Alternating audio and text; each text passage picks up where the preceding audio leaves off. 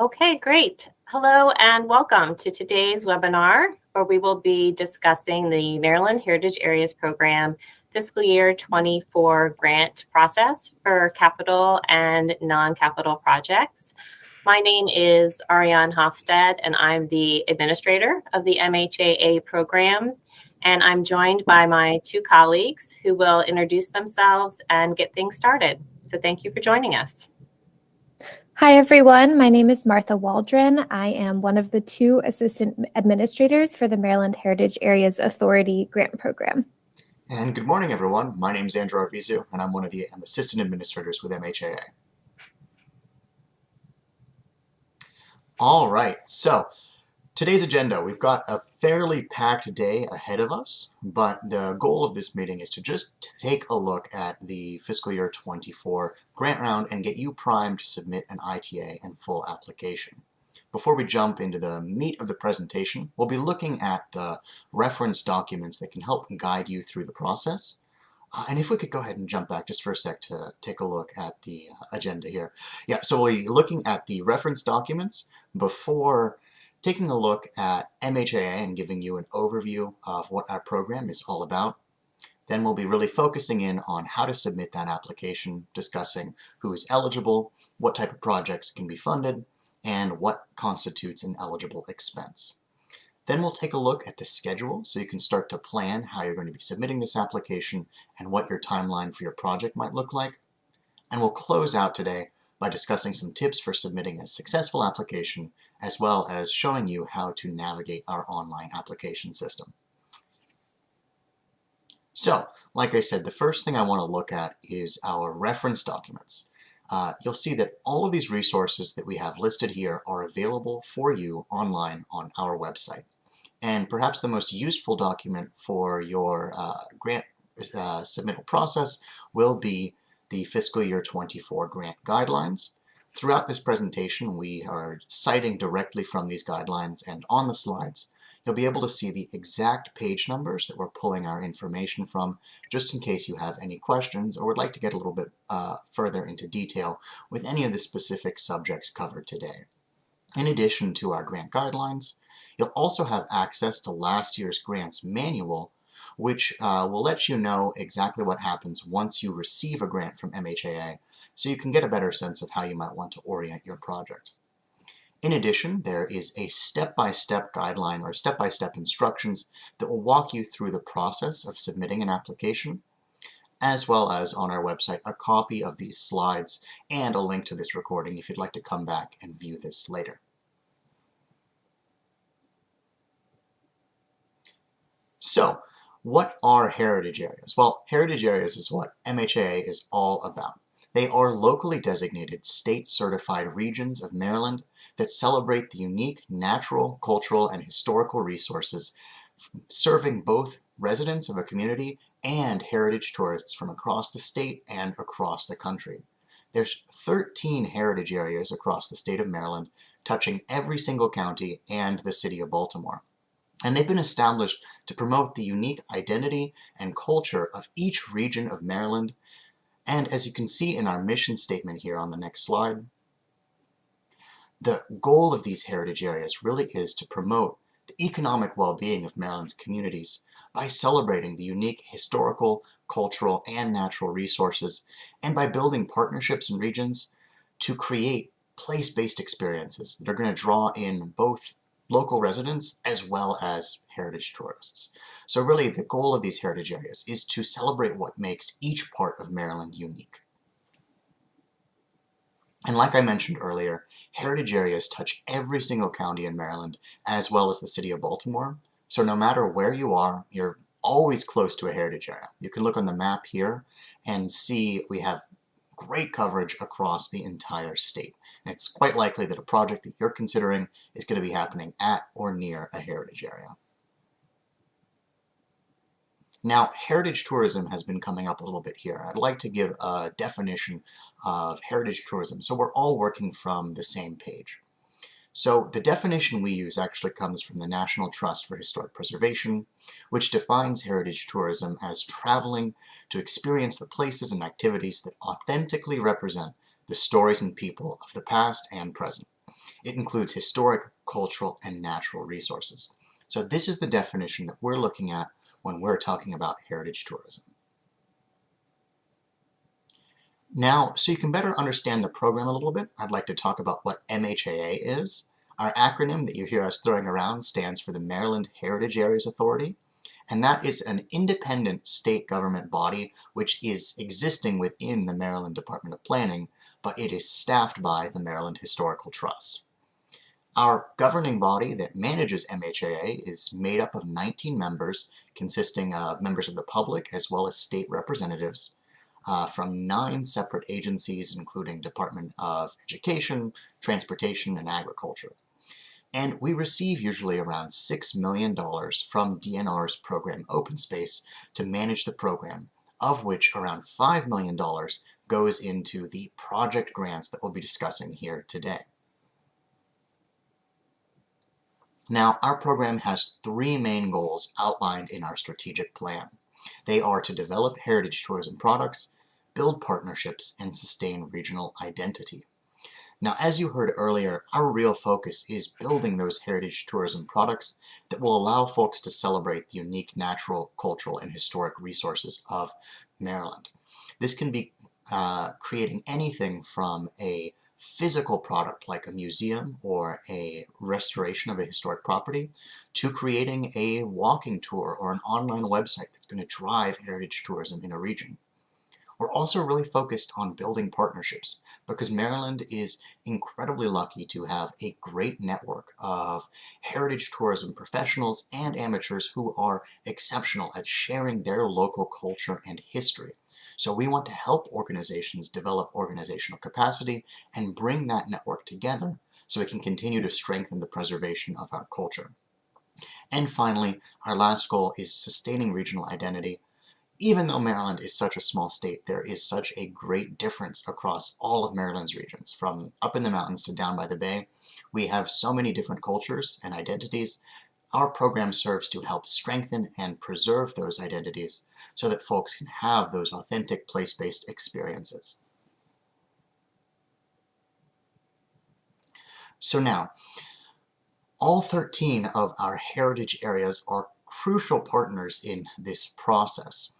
So you can think of this program as a 2-leveled program. We have at the state level folks administering the grants program.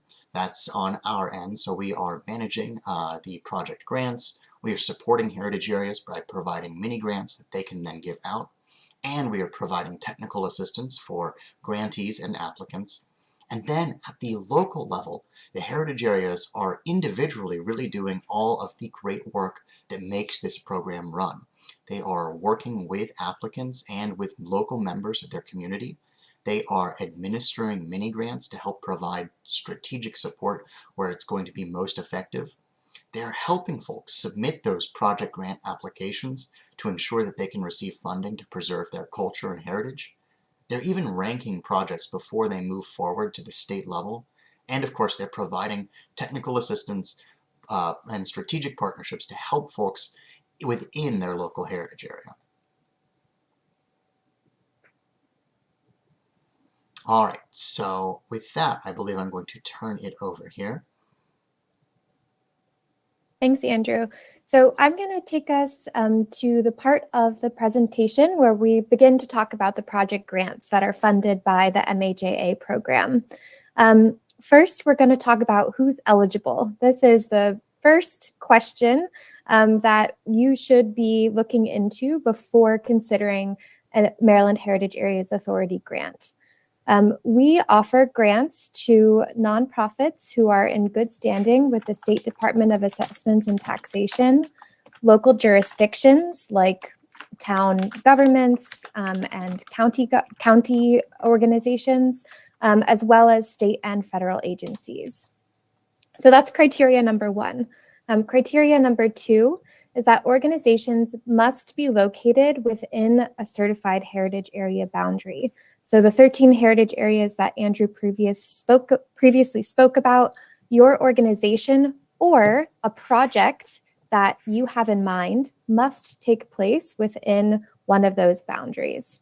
I'm going to walk us through how to check to see if you're in one of the heritage areas, and then we'll move forward to continue talking about the grants themselves. So an easy way to check to see if your project is within a heritage area or if your organization is within a heritage area is to navigate to Medusa. This is a website that the Maryland Historical Trust operates. It is a cultural resource information system that uses mapping and GIS capabilities to provide an overview of different areas of Maryland's cultural resources. So we've listed the web page here. We also have a very helpful tutorial on our YouTube page, which is also listed here for your convenience. After I walk through the steps, if you need more guidance, I recommend watching that tutorial. And then, of course, please contact any of us if you have additional questions. So once you navigate to Medusa, you're going to click on the Layers tab, which is on the left-hand side of your page. Once you've clicked on the layers, you will select Other MHT Base Data. By clicking this box, a drop-down will appear where you can select the Maryland Heritage Areas layer. At this point, to the right, you will insert the street address of either your project or your organization, and you'll be able to see if you're within one of those heritage areas. So again, this is the first step to determining your eligibility for MHAA project grants. A lot of people wonder, what if my project is not in the boundary? We want to encourage you to talk to your local heritage area staff throughout this entire process, but especially if your project or organization is not currently within one of the 13 certified heritage area boundaries. We do consistently change and amend those boundaries, and it's possible that the local heritage area staff are already undertaking a boundary amendment process to envelop and include new organizations within that area. So we highly recommend you get in touch with those folks. We will reference the page number where all of their contact information is within the grants guidelines later on in this presentation. So when you are considering applying for an MHAA grant, it's important to understand the big picture of how the schedule and the grant cycle works. We will be focusing later in this presentation on the intent to apply forms, which is the first step in completing an MHAA application. These will be due at the end of January 31st, 2023, and a full application will be due to your local heritage area either on March 1st or on March 6th. From there, the applications will be reviewed both at the local and the state levels. Grants will be selected and grant applicants will be notified of their award in July. Grant agreements will be drafted and executed in the fall, so August to December. And then the first payment, the first disbursements of your grant award will start to be issued in January of the following year. So we really want folks to keep this in mind when they're considering what projects they're applying for and the amount of money that you have at the moment and what you might need. And really keep in mind that the first payment won't be accessible to you until January of 2024. Now, I briefly just mentioned that there are 2 deadlines for the full application. This full application will go first to your local heritage area and then second to the state review panel. So we have 2 deadlines this year for local heritage areas. If your project or organization is taking place within the heart of the Civil War heritage area or within Mountain Maryland heritage area, your full application is due on Wednesday, March 1st. And if you are in any of the other 11 heritage areas, I won't read them all for you, your application will be due by Monday, March 6th. Again, this list, the contact information for all of these local entities and the deadlines are all located on pages 8 and 9 of the Project Grants Guidelines reference document. So now I'm going to start to talk about the two types of project grants that MHAA supports. We support both non-capital and capital grants. Capital and non-capital projects. And I should note, and we'll talk about this shortly, that all MHAA grants require a one-to-one matching contribution from grantees. And I'll get into that momentarily. I'm first going to talk and give a little overview of what capital project grants are. These are brick and mortar projects. So anything that has to do with the physical nature of a building. We've listed here types of projects that are applicable under this category for capital projects.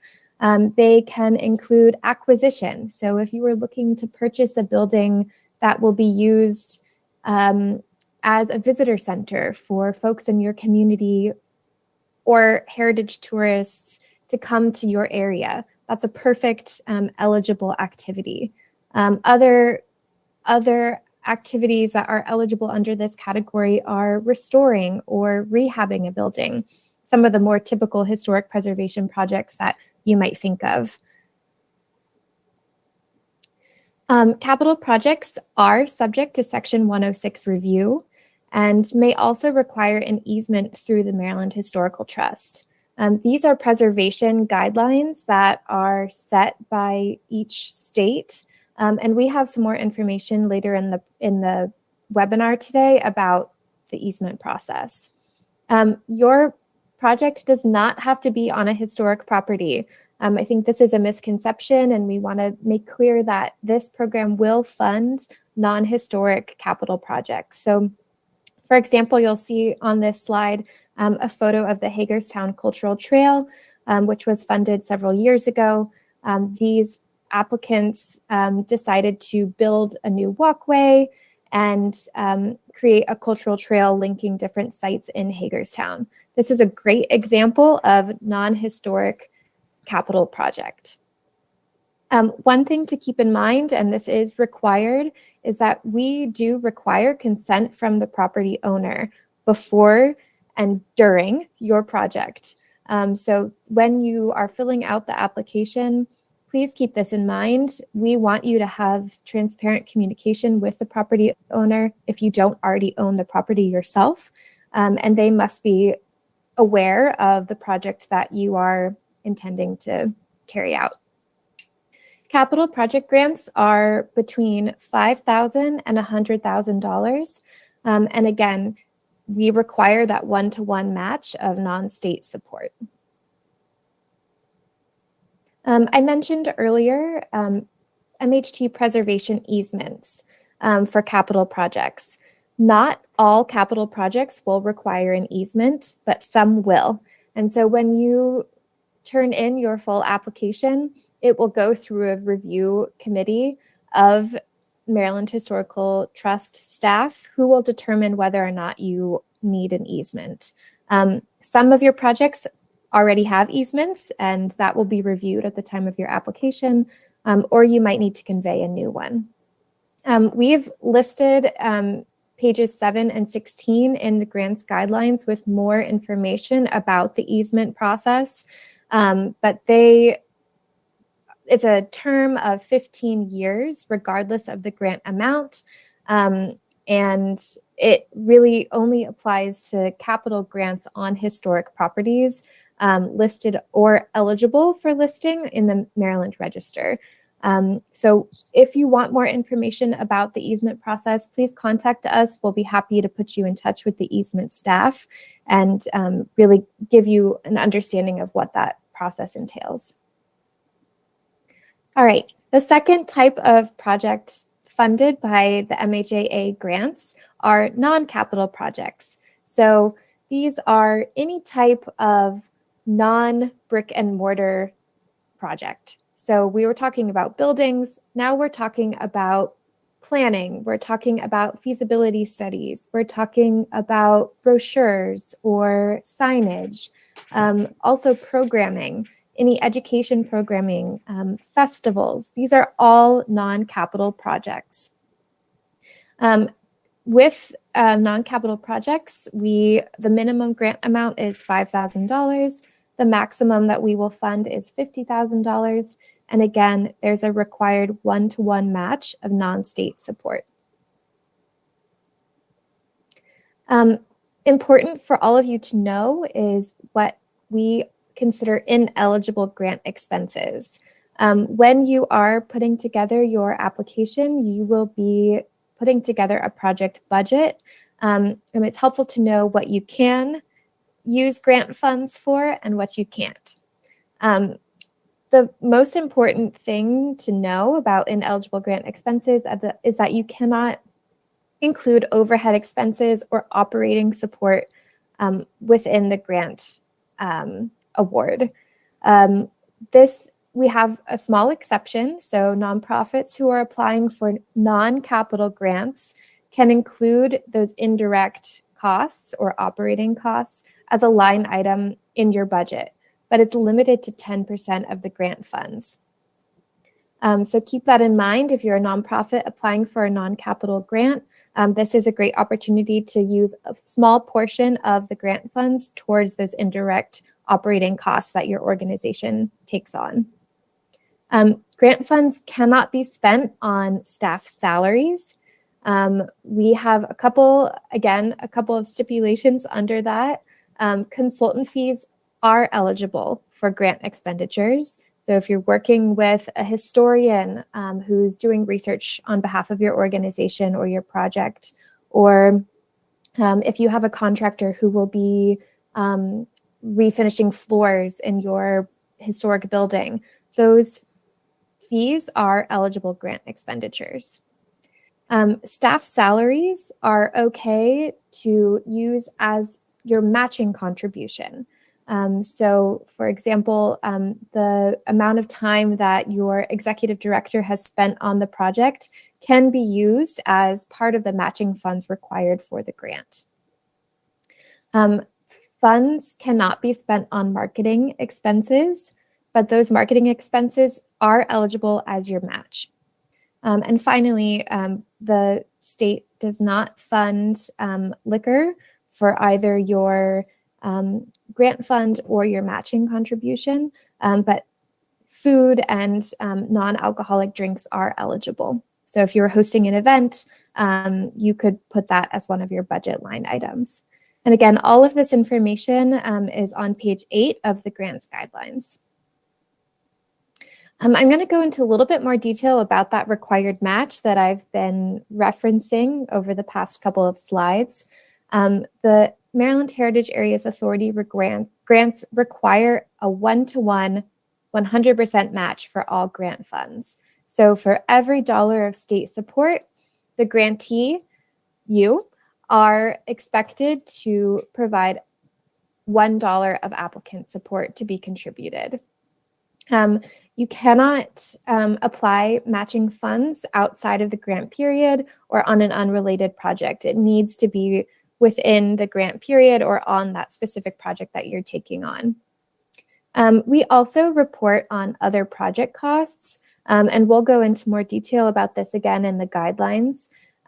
This is an important aspect of your budget and something that we report on, and it's very helpful for us as a state entity to understand how much money in total is being leveraged with state funds. So we understand that your project will likely cost a lot more than the grant amount that you're receiving from MHAA, but we want to know what the full total is that you're spending on that project so that we can report it to the state and really emphasize that there's a need within the cultural sector for this money moving forward. I also want to mention that state funds are not eligible as a matching cost. There is an exception. So if you are working with state employees who are working directly on this project, you can use that state salary as a match. And again, this goes into more detail in the grant guidelines. There are several ways that you can build up that matching requirement. And so there are a couple of different types of matching funds and expenses that you can consider when you're looking at your project as a whole and trying to come up with that one-to-one match. So naturally, cash expenditures is a great way to fulfill that match. If you are paying out of pocket for any aspect of your project beyond the grant funds, that counts as a cash expenditure. In-kind expenditures are also really important for making up your match. So the value of staff time for your staff, your volunteers, board members, and partners, anybody who spends time or donates time on your project can count as matching funds. And again, donated or discounted goods, if somebody drops off a donation valued at $500 and you can use it towards your project, those are in-kind funds. All right, and I will now just briefly give an overview of the FY24 MHAA application. And then I will pass it on to Ariane shortly. So now that we've given you an overview of who's eligible, what types of projects are funded, and what are eligible expenses, we want to start to move into talking about the FY 2024 application. The application this year is broken out into these categories, and these are the types of questions that you should start thinking about now as you're thinking about what projects you might look to apply for funding for. The first section is project information. So overall information about your project. We do ask you to provide information about a budget. Where are you spending the grant funds? How are you providing a match? And then project impact. This is the most important aspect of the application, and I'll get into it in a little bit shortly because it is relatively new and revised for this fiscal year's application. And then, of course, if you're applying for a capital project, you'll be asked to provide property information for the property that is undergoing capital work. So I mentioned that I'm going to go a little bit more in depth into the project impact section. As you look at the application, which a sample blank application is available on our website, both for capital and non-capital projects, you'll see that this project impact section has changed from last year. So I'm going to look at the connection to MHAA's program goals in a little bit more depth. But before I do, I'm going to just talk briefly. This is how the points are laid out in the application. For that first section, we award 10 points for the project information. For the budget information, another 10 points. And really the bulk of the scoring will be located in the project impact section, which is why I'm going to go into a little bit more detail. So part of that project impact is looking at MHAA's 3 program goals that Andrew outlined earlier in today's presentation. The first of these is increasing heritage tourism. And so we're really wondering from you as applicants, what is the product that you're creating or enhancing? As you think about the definition of heritage tourism that we provided earlier in the webinar, and as you're thinking about your organization, what types of place-based experiences or aspects of place-based experiences are you creating or enhancing? How are you going to market or reach people with this project? What amenities do these projects offer to your various audiences? And thinking about some quantitative and qualitative aspects of each of these considerations. All of these ideas can go into thinking about how your project will increase heritage tourism. The next goal and subsequent project impact question is based around building partnerships. This question, we encourage you to think broadly about. We understand that not every project will have a set list of project partners. And so we want you to think full scale about how your organization works with different partners. You can think about how do you leverage resources, and that can be as broad as how do you leverage the folks who sit on your board and their affiliations? How do you engage common and maybe uncommon partners together around your project or around a common local vision? So perhaps you work with your county's Parks Department on maintenance of your grounds. That can be considered a partnership, and we'd love to hear about it. And then lastly, how do your project partners help build your organizational capacity?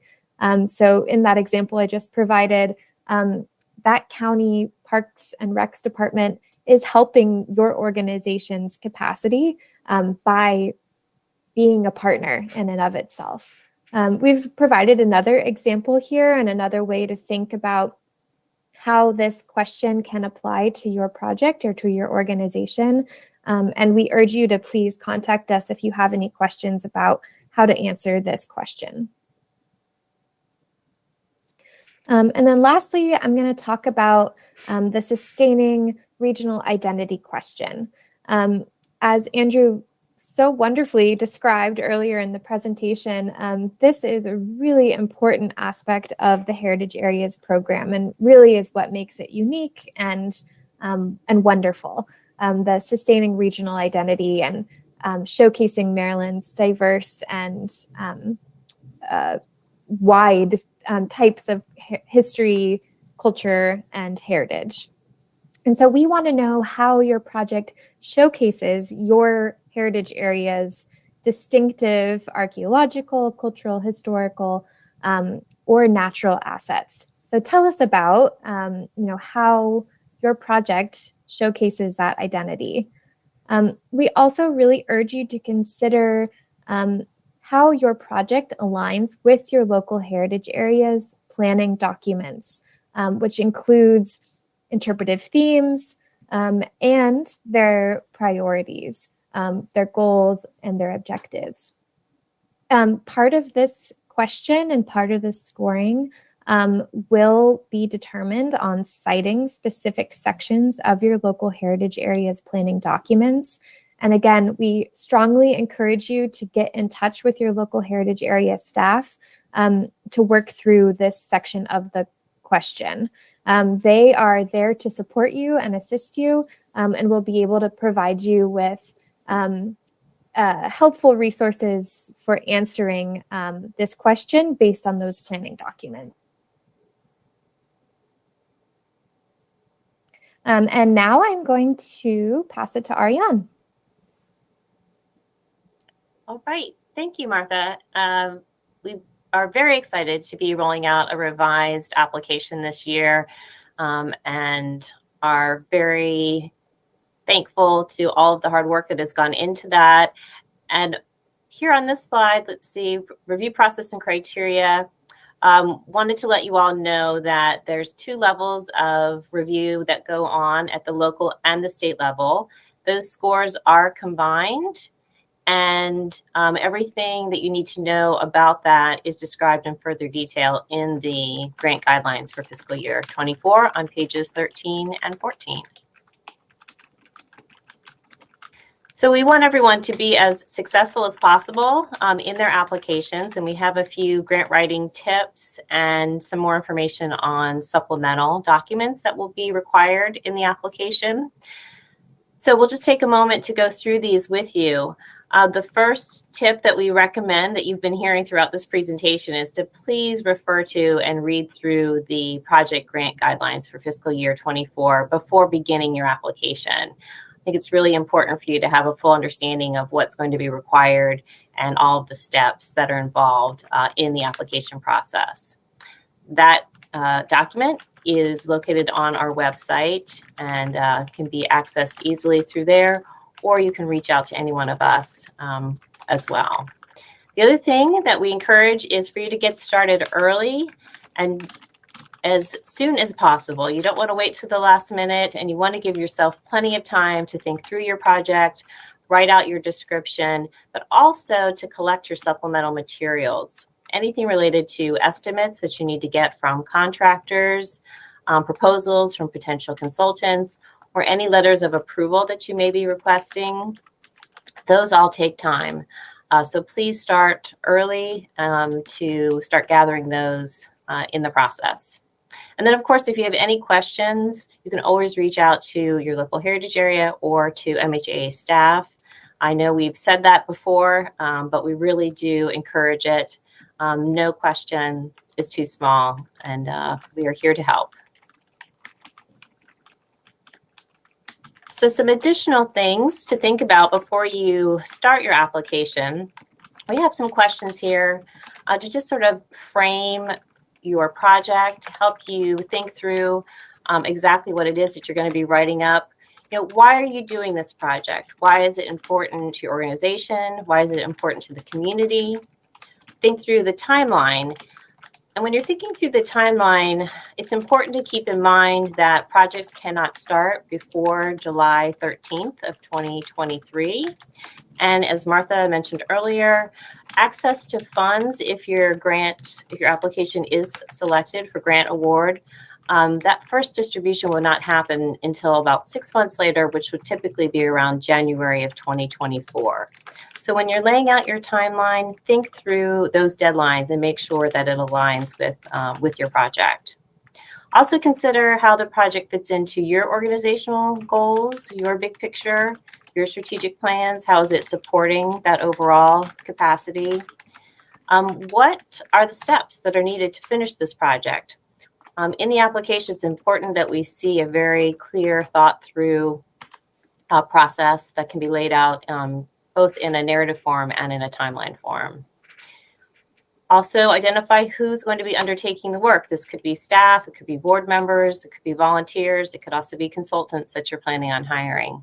But we'll need to know that in the application as well. And also, what are the desired outcomes?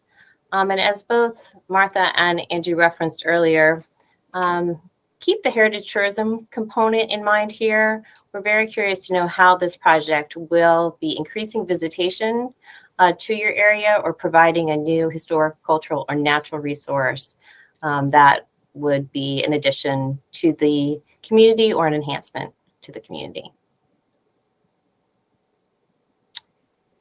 Other tips for application: make sure that your budget and your project description are clear, detailed, and aligned with each other. And I'll go into that more in just a moment.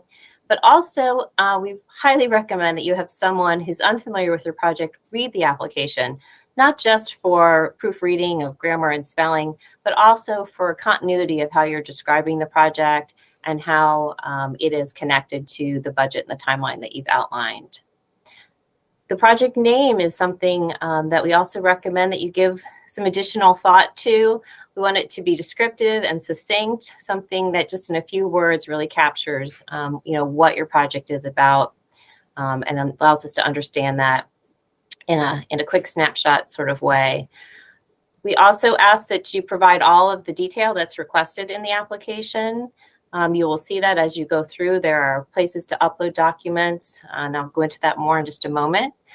And also make sure that your matching funds are in hand or committed if possible.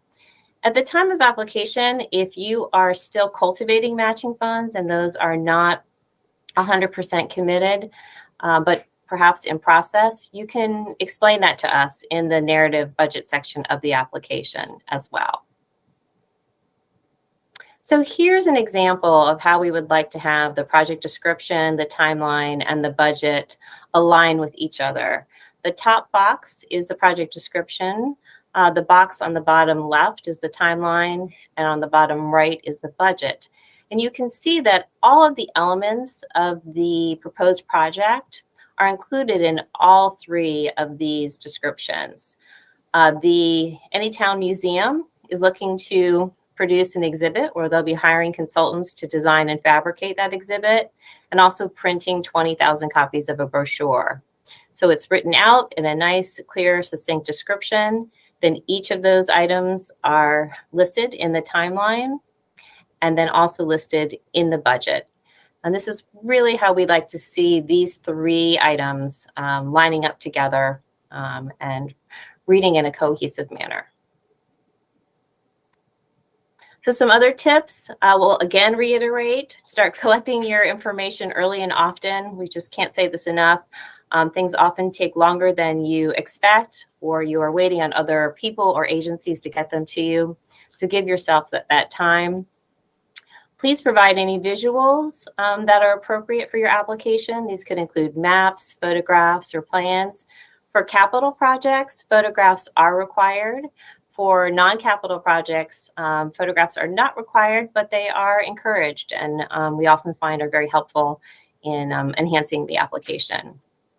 If something needs maintenance in your project, explain how it will be maintained. If it needs maintenance as part of the funds that you're asking for, or if it will need future maintenance, we'd like to know what the plans are for making sure that the item is getting the attention that it needs and will continue to. We also just want to reiterate that the instructions for the application are available online and also articulated in the grant guidelines. Fill out every required field. Those will be identified with a red asterisk, and make sure that you save and back up your work as you go. That's done automatically in the system, but we also encourage folks to create Word document versions, of their narratives to keep for their own records as they work through the process. So as Martha articulated, the review process that takes place with the applications is really done at two levels. First, at the local level with your local heritage area, and then at the state level with a state grants review panel. And over the years, the reviewers have provided a few tips that they would like to pass on to applicants. And those include making sure that your project is clearly defined as a heritage tourism product or project, as we talked about. How is it going to increase visitation? How is it going to attract new visitors? How will it enhance the existing community in which it's located? Helping to describe that community connection and how it's going to bring people, existing and new audiences, is something that they're very interested in hearing about. It's nice to be able to have an elevator pitch for your project. And this is really best captured in the project summary section of the application. This is where you're going to have a very succinct 250 word count section to tell us in summary what your project is about, the different aspects that it involves, and why it's important. When you're crafting your application, keep in mind that our grants review panelists come from a variety of different backgrounds. This could include marketing experts, educational experts, architects, community leaders. So know that you're not writing to just one type of person, and really include all elements of how your project is going to really help those different panelists from different backgrounds understand what it is that you're requesting. We ask that when you're answering the questions, answer them in a manner that is really true to your project. Don't feel that you have to write something that you think the reviewers want to hear. They want to hear authentically and genuinely from you what you're doing and why it's important at this time in the area in which it's going to be located. And if your project is primarily a planning or documentation project, make sure to include how that planning process will lead directly to a heritage tourism product perhaps later on. This might be one phase of a multi-phase that you're requesting. An example of that could be that you're hiring a historian or a researcher to look into a certain aspect of your community or your organization's history. And later on, you'll be using that information to create a brochure or an exhibit. We'd like to know what the end heritage tourism product would be if this is just one part of that and it is an early planning stage. Okay, supplemental documents. There are a handful of supplemental documents that we ask that you include in the application. Some of these are required and some of them you'll only be asked to do if it's applicable to your project. So the first of these is related to projects that will take place on land that is owned by the Maryland Department of Natural Resources.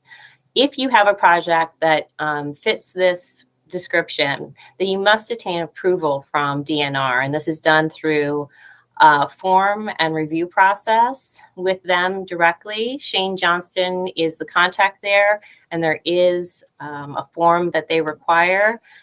The ultimate product would be an approval letter from them that you would upload to your application. And there is information in the grant guidelines on how to contact Shane and DNR, and it's also listed here on this slide. And the other thing to keep in mind, this is one of those situations where you really want to allow yourself a lot of lead time because it could take 30 to 45 days for them to really turn this review process around and get that letter to you.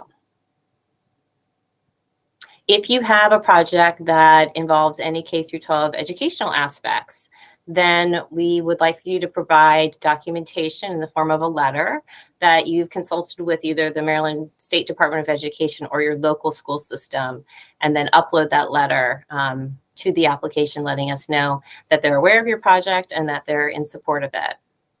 For all applicants, we are requesting that you provide the resumes or CVs of the people who will be working on the project. This includes staff members, board members, volunteers, partners, or consultants. There's a section where you can list who will be working on the project in the application and then upload those resumes and CVs.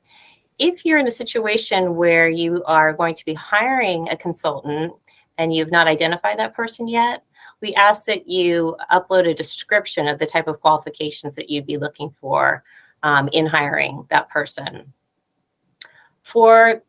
Just going back 1 second, for letters of support, wanted to let you know that letters of support are not required, but they are encouraged, and you can get these from elected officials, community leaders, any partners that you might be working with on the project, anyone that will provide a good support around the need for your project, or confirm that they're going to be working with your organization to fulfill the project. Okay, other documents that we ask that you provide in the application: organizational documents. So for all nonprofit organizations, providing your organizational documents is required in the application. And those include articles of incorporation, bylaws, and proof of nonprofit status. If you are a state agency, then you can skip this step and they are not required. For any projects that have an archaeology component to them, we need to ensure that your project is going to align with the Maryland Historical Trust archaeological guidelines. And again, you can refer to pages 7 and 16 for a link to these guidelines and additional information.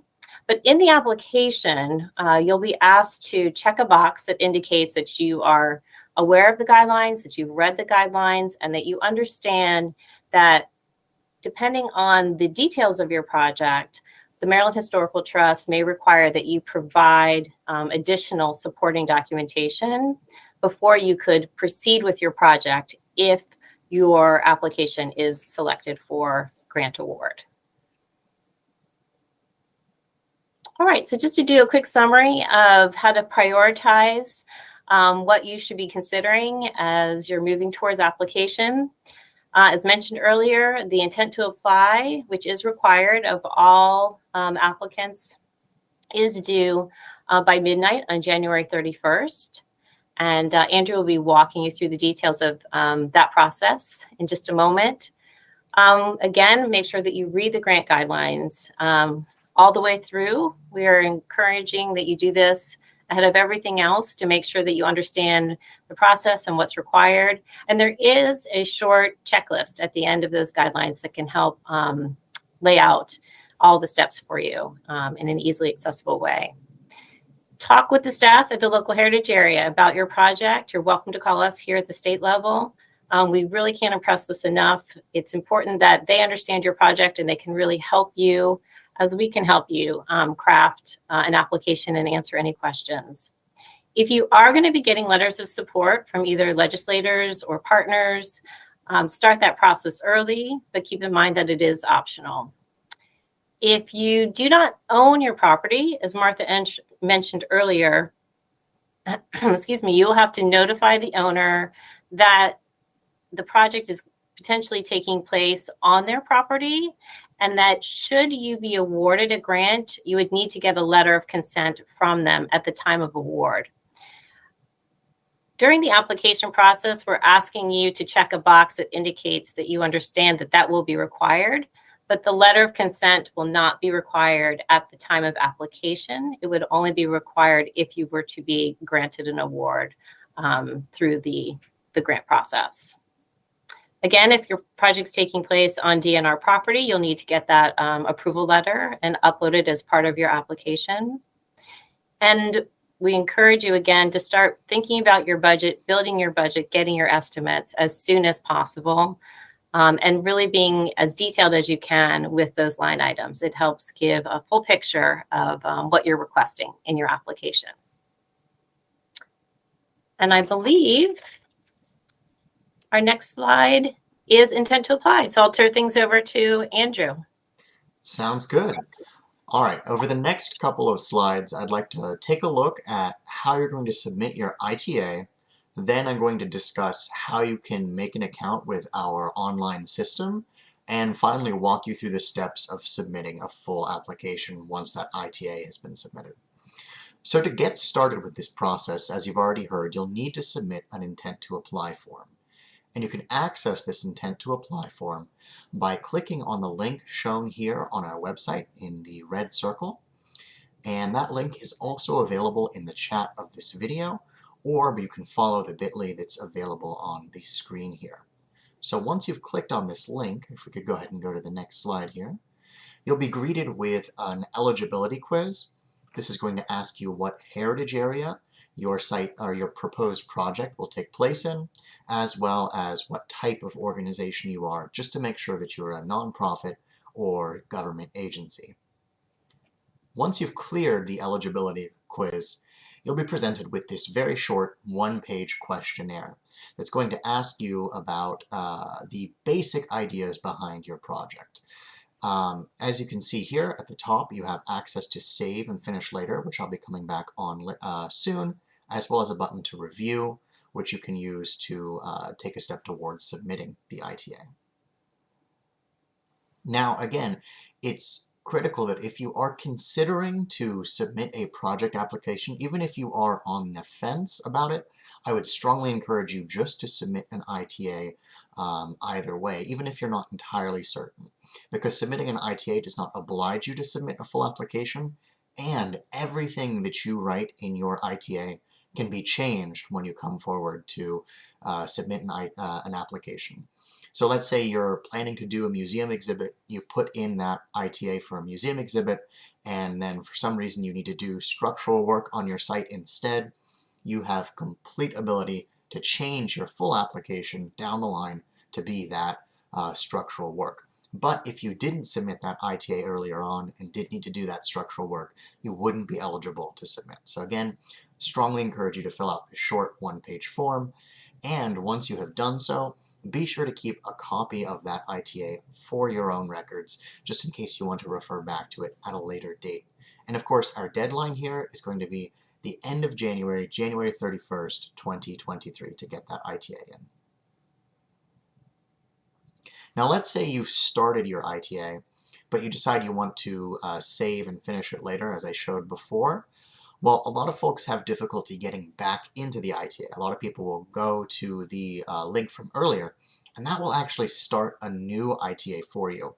But don't worry, that doesn't get rid of your progress.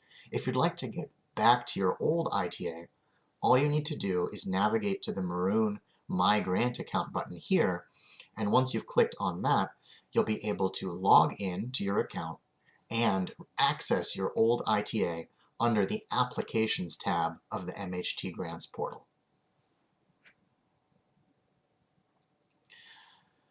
So as you are finishing up your ITA, you'll want to make sure that you save a copy. And to do this, you'll want to click on the printer-friendly version button, which is on the top right-hand side of your form, and then you can either save or print a hard copy for your records. Now, as I mentioned earlier, once you're ready to submit the ITA, you'll want to click the Review button first. This is going to make sure that you've filled out all of the required fields, and once you've made sure that you've addressed any issues that come up when you click the Review button, you'll then be able to see the Submit button.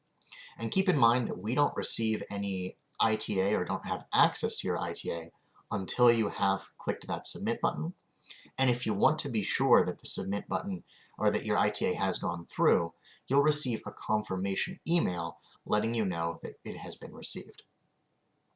You'll also see a small pop-up on the top left after you leave that screen letting you know that the application has been submitted.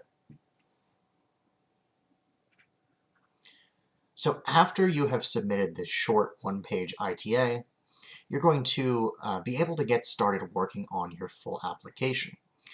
In the meantime, you're going to receive some feedback from your local heritage area, as well as potential feedback from MHAA grant staff, letting you know if there's any advice or suggestions we can give to strengthen your application, or if there are any concerns over eligibility criteria. Once you have addressed those concerns, it'll be up to you to complete your full application ahead of your local heritage area's deadline.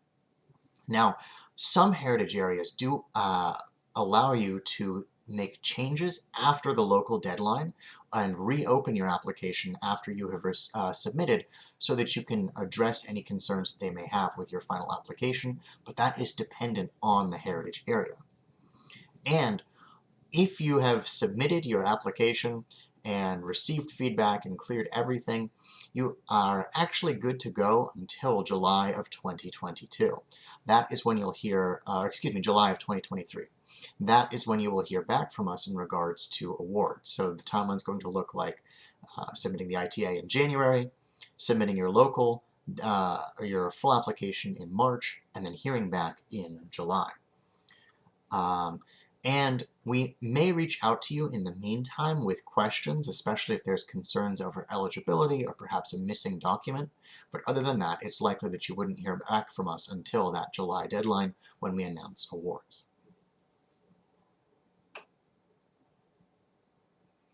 So to get you primed and ready for submitting an ITA and preparing your full application, we're going to be having a handful of Q&A sessions as well as in-person sessions, which you are more than welcome to join.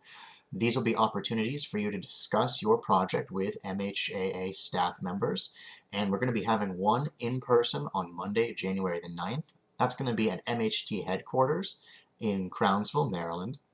We're also going to be hosting 4 virtual Q&A sessions on the 19th, 23rd, and 31st of January, as well as the 10th of February. All of the information about these Q&A sessions will be available at the bit.ly as well as on our website. So I want to take a moment here to briefly stop. I see we have a handful of questions in the chat here. And then we're going to go into using the MHT application system. But if you are already comfortable with using the MHT application system, you are welcome to head on out for today. This next section really is to help guide new folks through the application process, getting people logged in and into the system for the first time. All right, so looking at the chat, the first question I see is from the Heart of the Civil War Heritage Area. They ask, Can you elaborate on how enhancement of the community should be framed in terms of heritage tourism product development, particularly if increase in visitation is not part of the argument? I think to that end, I think for any project, we are looking for some angle of heritage tourism. So we are looking for some kind of product that is going to draw folks into whatever site we're looking to serve. A lot of times these projects will really be primarily serving the local community, and it's really good to include that information because that can really strengthen the application. But I think to some degree you do have to frame it through the lens of how is this going to get people excited to come and have a place-based experience at the site that you're discussing. I don't know if any of my other colleagues want to weigh in on this. I would just add to that, Andrew, that if the product is going to be providing either new information or highlighting a new aspect of the community's history, and it's something that people in that area have not experienced before, I think focusing on the new aspect of the historical content or the cultural content is another way to be able to emphasize the merits of the project.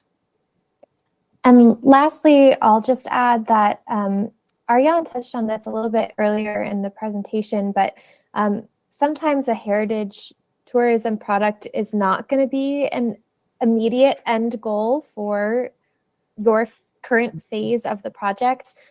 If that is something that's 2 years down the line, that's okay. But we want to know what phase of your project you're in right now and how you plan to get to that heritage tourism product in the end. So we really encourage you to think of your projects, especially if they're large projects, as phases, and talk about what your end goal might be and where you are now. Our next question is from Mark Spurrier, and it is, what is the minimum amount for non-capital requests? That is going to be $5,000, and that is the same for capital requests as well. So non-cap goes from $5,000 to $50,000, and capital goes from $5,000 to $100,000. We have a question from Anthony Cohen, which is, once we submit the ITA letter, when will we hear back about proceeding with our application? So usually you'll receive feedback on your ITA within a couple of weeks of submitting the form. So that would put it somewhere in the middle of February, but it is dependent on the local heritage area, and you'll usually only hear back directly from us once, if there is an issue such as an eligibility concern or a potential issue with the project. So that would be when you would be looking to proceed with your full application. Once you've submitted the ITA, your full application does become available to you, so you can get started. But I would encourage you to reach out to your Heritage Area Director just to check with them locally to see when they'll be issuing their feedback. I see a comment from Nancy Howard. Now I'm confused about the funding. Nancy, if you could go ahead and post your question in the chat, we would be happy to take a crack at it.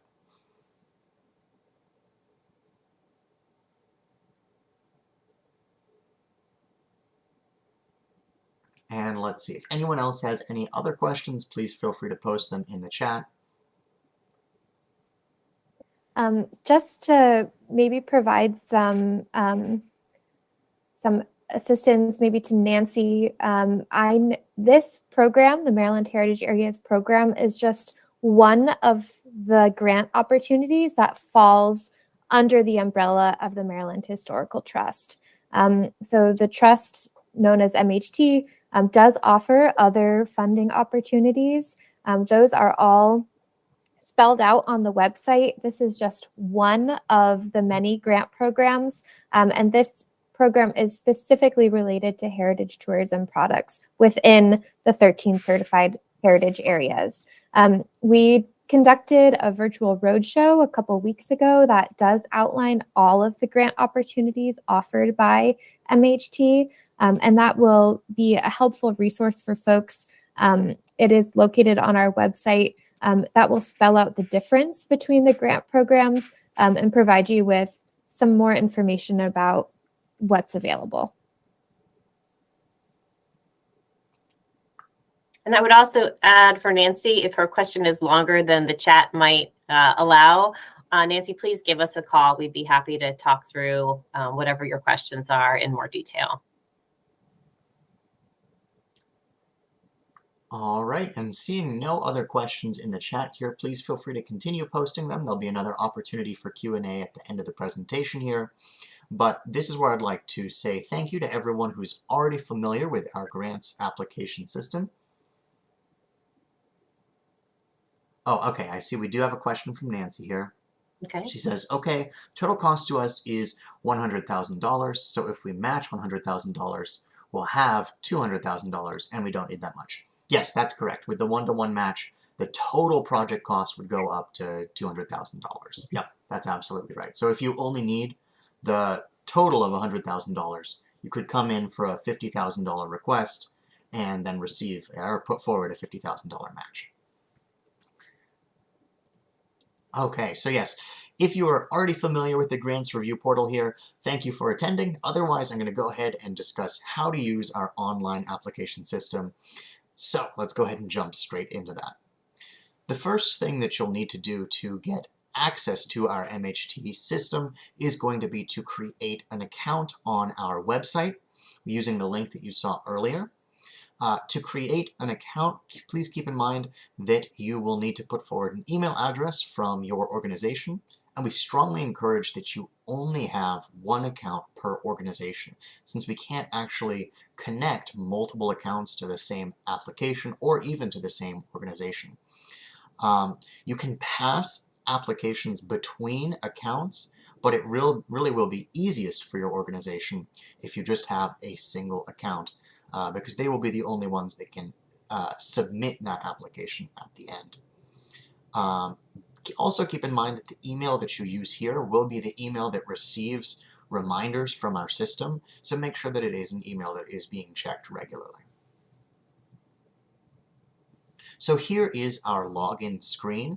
If you are coming in as a previous applicant, you'll be able to fill in your email and password in the center. But if you are a new applicant, you'll want to click on that small hyperlink at the bottom of the screen that says New Applicant. Click here to create an account. And I see we have a question in the chat if this is the same process as last year, and that is correct. Yes, we are using the same system, so if you already feel comfortable with this system, we'll just be reviewing that. Otherwise, for folks that are new, this is a good opportunity to take a look at how our system works. It is a little bit old and clunky, so I think going over this will be helpful for folks who are just getting started with MHAA. So yes, you'll be able to click on that screen, and that will direct you to the opportunity to fill in your email address and to create a password. So there are a handful of tips that can be helpful when it comes to creating that application and when it comes to filling out the application. The first is to really make sure that you're reading all of the questions, but keep in mind that the ones with red asterisks are required. You can't submit the form without filling them out. Also, keep in mind that you can take advantage of spell check in all of the text boxes. You'll want to click on the small check mark button next to that box if your browser isn't already doing spell check for you.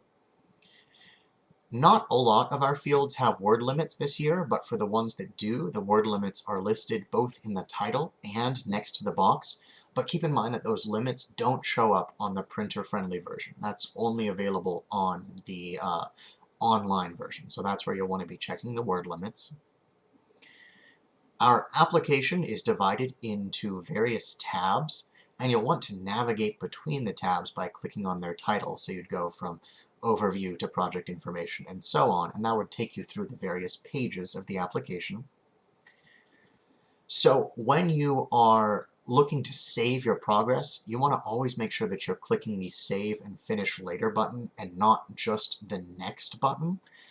Just clicking the Next button will not automatically save the work on previous pages, so always make sure you're clicking the Save and Finish Later button.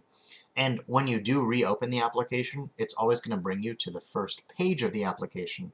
But as long as you saved, the other pages will also be saved as well. So it's not like you've lost any progress there. And we really strongly suggest that you always type the answers to your document in a Word document, or even write out the answers to your document instead of trying to edit your answers within the application itself. Our software is getting old and it's very finicky, so we want to make sure that you're not losing any progress if for some reason your internet cuts out or if our software bugs out on you. So we strongly recommend write the answers in a Word document and then just copy and paste them into our application system. Now, this year we have tried to turn off the timeout issue, but a handful of folks have still reported that they do get warnings that they're going to be timed out. So after 45 minutes, you may see this warning show up that you are going to be timed out of the application. If that does pop up, just click the continue button, and that will allow you to keep working. Now, if you miss that timer, you'll see the error on the right-hand side of the screen that says the system has timed out. This means that you will actually have lost whatever progress you've made if you haven't clicked save. Again, that is why we strongly recommend that you write the answers to your questions in a Word document instead of our application. And keep in mind, even if you are typing, that is still counting towards the 45 minutes. Again, another reason why we strongly recommend that you fill out your answers first, either by hand or in a Word document, before turning to the application itself.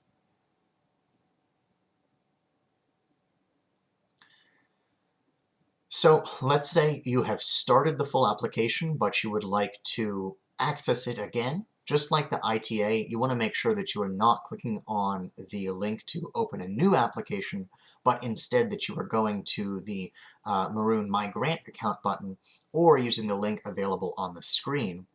It'll ask you to log in, and then under the In Process Applications tab, you'll be able to see the application that you have saved. So again, just make sure that you're not accidentally starting new applications. And even if you do start new applications, that won't delete the old ones. It just won't get you any closer to opening the ones that you have already started. So once you have submitted that ITA, you'll have access to your full application and you can begin working on it. You'll probably want to coordinate with your Heritage Area Director first, just to make sure they have, or just to see if they have any feedback that can help guide you on that full application. And to access that full application, again, you'll want to log in on our website, and you'll see it at the top of the screen. We have a screenshot of that coming up in just a second here. But again, yeah, make sure that you reach out to your local Heritage Area Directors first, just to see if they have any feedback to help guide your proposal. And you can see here the screenshot that I mentioned earlier. Once you've logged in and submitted your ITA, a link will appear at the top of your screen under the MHT Grants portal that's going to link you to the fiscal year 24 grant application. And this is what the application looks like this year. For those of you that have seen it in the past, you can tell that there are far fewer pages than there have been in previous years. But just like I was mentioning earlier with navigating between the pages, you can either click the Next button at the bottom of the screen here, or you can use the buttons that run along the top of the screen to navigate between the various pages. Now, one thing that is a little bit challenging with our current grant software is uploading documents. So when you see an opportunity to upload a document, you're going to be asked to title the document, and then you're going to be asked to click the Choose File button. That's where you're going to locate the file on your computer and double-click it to select it. But once you have done that, you actually have to make sure that you click the Upload button to upload that document from your computer. A lot of folks will simply use the Choose File button and locate the file that they're looking for on their computer, but they won't click the Upload button, and that means that we won't have access to the documents. And keep in mind that when you are reviewing your application, you'll have an opportunity to see all of the attachments that you have uploaded so far. So once you feel like you are finished with your application, you'll want to click the Review My Application button at the bottom of your screen, and this will take you to a tab that will let you know if there are any issues with your application, such as missing fields or missing attachments. It'll also let you double check the answers that you provided so you can see them all in one place. And you'll have to make sure that you take care of any of the issues that are flagged before you're able to submit your application. So for example, if you're missing an answer to a field, you'll have to put an answer in there and deal with that error before you can submit your application. So like I said, you have to resolve all outstanding problems before that Submit button comes up.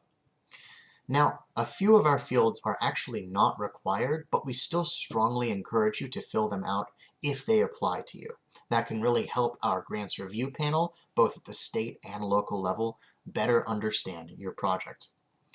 Once you've reviewed your application and that Submit button comes up, you'll want to click that button to send in your application. And upon doing so, you're going to receive a confirmation email from our system, as well as you'll be able to see a little message pop up that says that you have submitted your application. But please keep in mind that once you've submitted that application, you typically cannot make changes to your application unless your Heritage Area Director allows you to make changes after the deadline based on their feedback. Or if you need to make a critical change, you can reach out to MHAA staff to correct some kind of error that may exist within your application. And that would just be as simple as calling us or emailing us to let us know that a change needs to be made. And I see a question in the chat. If you need to use a Word document, you do not need to use a Word document. Any text file that is convenient for you is perfectly fine. So if you are using an Apple computer, any text file that is convenient is perfectly fine, yes. So that is how you would be submitting the full application here. That sort of takes us through the entire process. Again, it is a little bit of a clunky system, but if you have any questions, always feel free to reach out to the three of us. We'd be more than happy to guide you through that. In the meantime, I'd love to ask if anyone in the chat has any further questions for us for today. And I'll just pause for a sec to let everyone type here.